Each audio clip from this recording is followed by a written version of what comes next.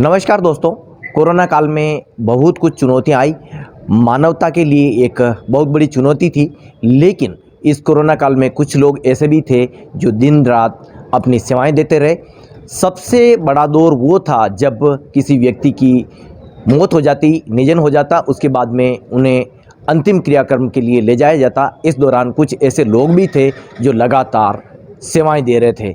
आज कुछ ऐसे ही लोगों का सम्मान किया गया और इस सम्मान के जो हकदार हैं वो अपना अपना सम्मान लेने यहाँ पहुँचे। लेकिन ये सम्मान उदयपुर शहर के शारीरिक शिक्षकों के द्वारा रखा गया।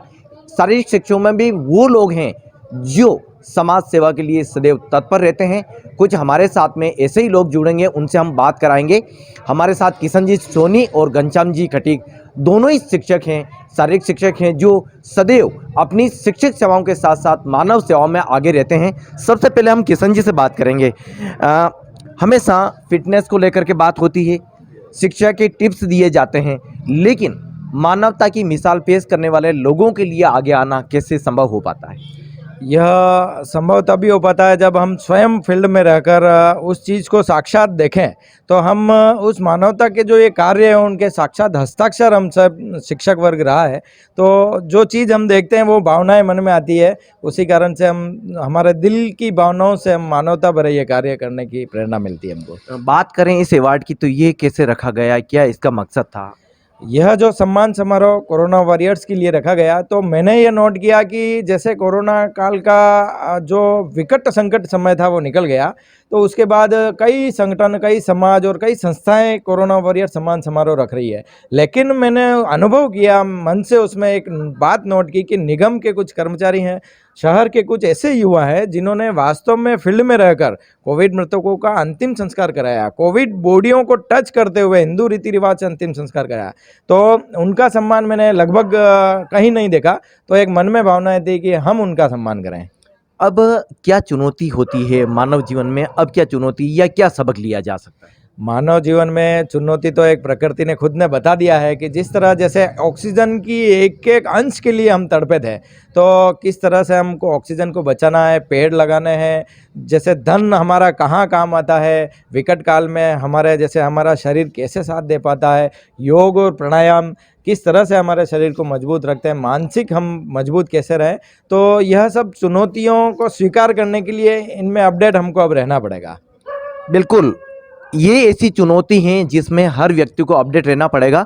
हम घनश्याम जी सर से जानते हैं।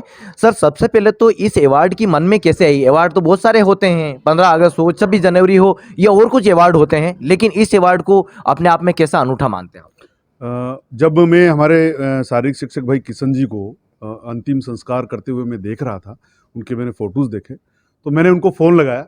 मैंने उनसे कहा, यार भाई, ये जो काम होने जा रहा है और इससे संबंधित जितने लोग हैं, ये इनके सारे आप नाम नोट करना। इनका सम्मान कहीं न कहीं हम लोगों को करना पड़ेगा। अगर कोई कर दे तो ठीक, नहीं तो अपन तो तैयार हैं और अपन इन लोगों का सम्मान करेंगे।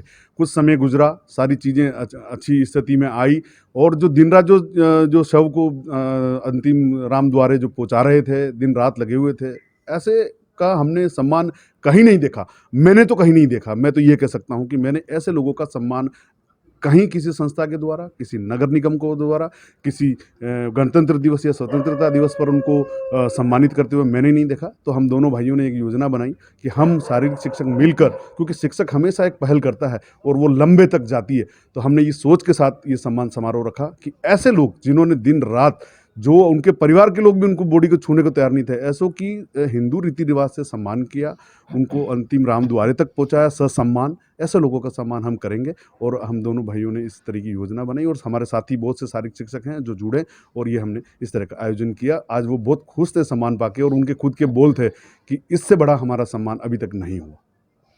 एक कोविड गाइडलाइन के तहत बच्चों के लिए भी कुछ प्रोग्राम किए जाते रहे हैं जो स्कूली बच्चों के लिए थे। घनश्याम जी के द्वारा कुछ ऐसी एक्टिविटी भी कराई गई थी, उसके बारे में कैसा महसूस करते हैं कि कुछ एक्सपर्ट भी आते रहे समय समय पे स्कूली बच्चों को गाइड करने के लिए?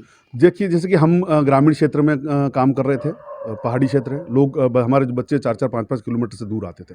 उस समय एक सरकार ने गाइडलाइन जारी की कि बच्चे ऑनलाइन पढ़ेंगे। तो जब हमारे गाँव में समस्या आ गई, हमारे बच्चों ने हमको आगे कहा कि सर ये ऑनलाइन तो चल रही, लेकिन हमारे तो घर में ही मोबाइल एक है, हम 4-4 जने हैं, हम कैसे पढ़ेंगे, हम कैसे करेंगे। तो हमने वहाँ पर भी एक चीज़ की योजना तय की। हमारे विद्यालय के स्टाफ, काया विद्यालय के स्टाफ, प्रिंसिपल जी ने हमने प्लान बनाया कि जहाँ से ये बच्चे आ रहे हैं वहाँ पर मौके पर हमने एक जगह चुनी, पहाड़, छायादार पहाड़ में वहाँ जो पेड़ लगे हुए थे वो छाया ढूंढी, वहाँ पर हमने सीढ़ीनुमा बनाया और बच्चों को बैठने का, और वहीं पर पढ़ा के उनको हमने शहरी क्षेत्र के जो बच्चे रेगुलर जो पढ़ रहे थे उनको भी हमने उस लहर में जोड़ा कि हमारे बच्चे कहीं पिछड़ न जाएं।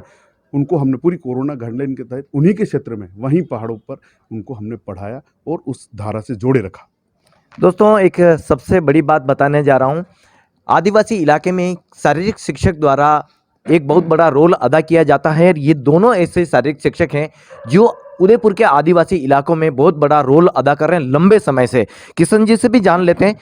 विभिन्न एक्टिविटी में बच्चों को जोड़ा जाता, लेकिन कोरोना काल में बच्चों के लिए क्या कुछ विशेष रहा, किस तरह की गाइडलाइन आप द्वारा भी समय समय पर उनको दी जाती रही। जहां एक बहुत बड़ा तबका नहीं पहुंच पाता था, एक डिपार्टमेंट नहीं पहुंच पाते थे, वहां आप पहुंच रहे थे। कोरोना काल में विशेष रूप से जो पहाड़ी और बिल्कुल वनवासी क्षेत्र थे, तो वहाँ के वैसे लोगों को, वहाँ तो कोरोना लगभग ऐसा था कि है क्या, कोरोना शहर में चल रहा है, वहाँ वनवासी क्षेत्रों में ये लगभग नगण्य था। तो ऐसी स्थिति में भी छोटे छोटे बच्चों, छात्रों को यह गाइड किया गया था कि किस तरह के हमारे मुंह पर मास्क होना चाहिए, हमें खाना खाने से पहले, नाश्ता करने से पहले हाथ धोने चाहिए। तो इस तरह से एक जागृति उन बच्चों में भी लाए और बच्चे अपने परिवार में लाते थे। तो ऐसा एक कोरोना काल में इन बच्चों के द्वारा ये किया गया था। तो देखिए, ये अपने आप में एक अनूठा अवार्ड है, और इस अवार्ड के साथ साथ आज ऐसे सामाजिक सरोकार की बात भी हम कर रहे हैं। हम बता दें कि आदिवासी इलाका में कुछ ऐसे बच्चे हैं जिन्हें खेती और अन्य एक्टिविटी से जोड़ने के लिए लगातार बात करते हैं। सर, कोरोना काल तो दूर था, लेकिन बच्चों को जिस तरह की टिप्स आपके द्वारा दी जाती है, पहाड़ को भी तोड़ कर उसको खेत बना दिया जाता है, इसको लेकर के कैसा कहते हैं, और अब आने वाले जो दौर हैं उसको देखते हुए बच्चों के लिए किस तरह की और एक्टिविटी हर स्कूल में हो जाए ताकि बच्चे फिजिकली फिटनेस बना सकें। बिल्कुल आपकी बात सही है, आपने एक बहुत अच्छे तरफ आपने इशारा किया है। आज का जो दौर और आज का जो समय है उसमें शिक्षा के साथ कौशल शिक्षा एक बहुत महत्वपूर्ण विषय है, जहाँ पर सरकार का ध्यान भी गया है और उन्होंने इस चीज़ को जोड़ा भी है। लेकिन मेरा ये मानना है कि जहाँ जिस क्षेत्र में बच्चे हैं, जिस क्षेत्र से बच्चे आ रहे हैं, उसी क्षेत्र की कुछ ऐसी चीज़ें रोजगार से उनको सिखाई जाए। जैसे कि कृषि है, हमने हमारे पहाड़ काटे, बच्चों को सिखाया कि नई तकनीक की खेती हमें कैसे करनी है, कैसे हम कम से कम संसाधनों से ज़्यादा उपज ले सकते हैं, ये हमने उनको वहाँ पर बताया। और ऐसी ही सोच के साथ हमारा विद्यालय काम भी कर रहा है। हमने अभी 6.5 बीघा ज़मीन अलॉट करवाई है, वहाँ पर यही प्लान है कि शिक्षा के साथ बच्चों को कौशल शिक्षा भी दी जाए। इस ओर हमारे कदम बढ़ रहे हैं, हम निर्माण की ओर बढ़ रहे हैं, और भामाशाहों के सहयोग से एक उदाहरण हम टीएसपी क्षेत्र में पेश करने जा रहे हैं, जहाँ राजनेताओं का सहयोग रहेगा, भामाशाहों का सहयोग रहेगा, और ऐसे एक टीएसपी क्षेत्र में ऐसा एक विद्यालय निर्माण की योजना बनाकर बैठे हैं जहाँ पर शिक्षा के साथ कौशल शिक्षा दी जाए। बच्चे को जो 12 साल वो आ रहा है विद्यालय में, तो उसको इतना परिपक्व तैयार करके समाज में भेजा जाए कि वो अगर शिक्षा में या क्लास में फेल हो जाए लेकिन जीवन में फेल ना हो, ऐसा हमें उससे तैयार करने की ज़रूरत है, आवश्यकता है। तो दोस्तों, ये अवार्ड की बातें तो हो रही है, लेकिन किशन जी को जीवन भर क्या याद रह जाएगी? किशन जी, इस दौर को लेकर के ऐसी क्या बात है जो जिंदगी भर याद रह जाएगी? क्योंकि वायरस कई सारे आते हैं, चले जाते हैं। ये दौर ऐसा था जिसने मानवता को भी परखने की, यानी कि परीक्षा की घड़ी थी, उसे हम भूल नहीं सकते। लेकिन क्या बात है, क्या ऐसा है जो सबक के तौर पे या जो भी है हम जीवन में याद रख पाएंगे? इस दौर में जो एक सबसे बुरा और संकट काल देखा था कि शमशान में जो कोविड मृतकों की पंक्तियां लगी रहती थी, तो वो जीवन भर, मतलब चाहे रात को कभी सोएं तो भी अचानक से याद आ जाती है कि किस तरह से मृतकों की पंक्तियां लगी हुई और अंतिम संस्कार का इंतज़ार हो रहा है। तो यह जीवन भर याद रहेगा। और यह जो कोविड में जिस तरह से लॉकडाउन रहा, तो मेरे ख्याल से पिछले 100-200 वर्षों में ऐसी स्थिति कभी नहीं आई, तो उसके साक्षात गवाह हम बने। तो यह जीवन भर याद रहेगा हमारे लिए। तो देखिए, ये अवार्ड हमारी नज़र में भी अनूठा है।